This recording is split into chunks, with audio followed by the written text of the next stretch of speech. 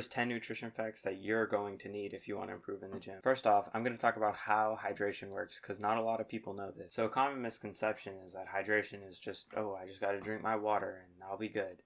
But no, it's a lot deeper than that. So hydration is a balance between your water and your electrolyte, or ion. And these ions, these minerals, could be salt, calcium, magnesium. But why they're important is because that most people just drink water. So what happens is, in your blood cells, it needs a balance of these ions and the hydration. So if you have too much hydration, it's actually not even doing anything. And if you have too much ions, it's also not doing anything. So you're just dehydrating yourself if you get way too much of one or the other. And it's just not good for you. So when you have both, you're going to be at perfect hydration. And this is why I recommend to take a hydration drink in the morning. So for the rest of the day, you'll most likely be fine. And if you're doing your gym in the morning, then just take your hydration drink, take your pre-workout, drink tons of water, obviously, beforehand. And you can get it. Now for my second tip, it's going to be how much water you should be drinking if you're on the supplement creatine. Now nowadays, almost everybody and their mom's on creatine, and they don't even know how much water they should be drinking. So they say that if you're on creatine, you should be drinking at least a gallon of water every day. Now why is this important? Because if you're not getting that gallon of water every day, you're essentially just wasting your gains and wasting your creatine and your money, because creatine won't have enough water in the system to operate at functional level. My third tip is how much protein you should be getting daily. Now a lot of people range this from 0.8 grams per body weight to 1.2 grams per body weight. Now I'm going to say on a person like me who's cutting, getting 1.2 grams of protein every day is super difficult. So obviously there's probably some benefit to getting more in.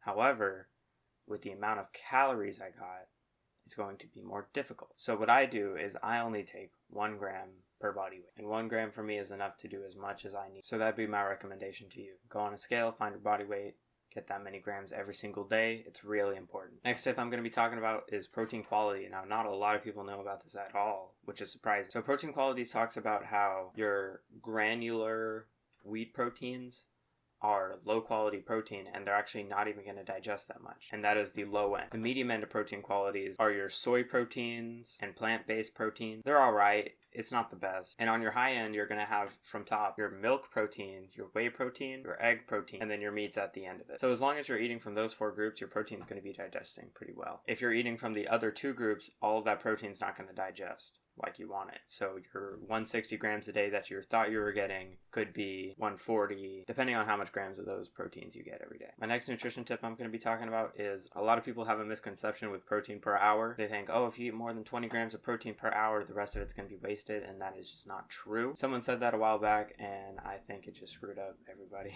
So yes, you might only be able to digest about 20 per hour, but protein takes about an hour to digest anyways. So it will all digest. It's just going to digest in increment. Now this next topic is super important, and this broadened my understanding of nutrition. Everybody knows that food turns into glucose and turns into energy, right? Well, if you didn't know, your macronutrients have a very specific way of doing this. That's super important. So first, your carbs are going to go, and this is why people tell you to have a pre-workout carb, because that will turn into quick energy that you can just expel. Now, secret tip, the carbs take about 30 minutes to digest, but if you don't have enough carbs in your system, your proteins and your fats start turning into that energy, which we do not want happen. Now, this energy is only 60% as effective comparatively to your carbohydrate. So this is why it's really important to get your carbs in and not on keto. Now, next tip, how much carbs should you be getting daily? Now, you should be getting about 130 grams daily. Any less than that, then you're impacting your brain function and your function in the gym, and it's just no good. Now, me personally, I used to have issues with this because I would eat less than 130 grams a day, and I'd have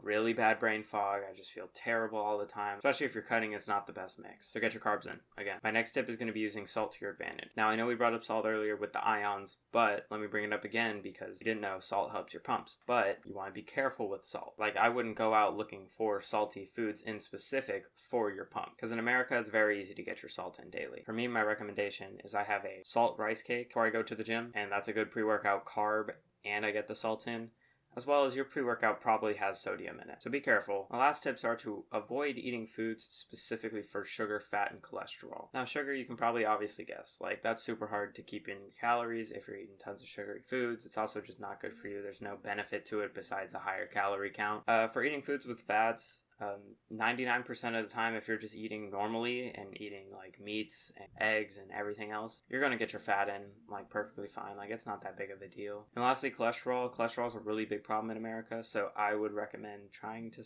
keep on the low end of cholesterol. If you use MyFitnessPal, you're able to actually track this. If you like this video, please like, comment, and subscribe. Get better every day. Stay blessed.